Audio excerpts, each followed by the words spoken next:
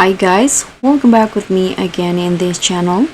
So in today's tutorial, I'm going to show you how you can grab text from a photo in Canva using the incredible text extractor features.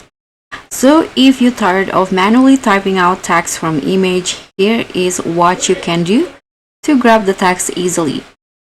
So what you need to do is just I'm going to add a picture or photo first. Let's say this one's right here.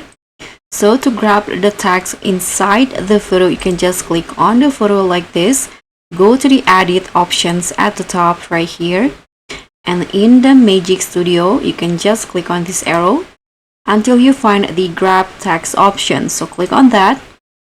So Canva will detect the text on the inside the photo. So you can just click or select the text that you want to grab.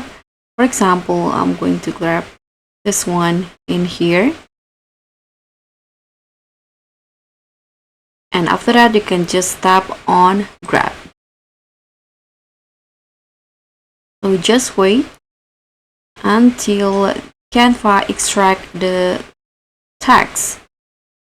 Okay, so as you guys can see, now the text has been grabbed, and if you want to do it again, if there are more than one text, you can just do the same steps.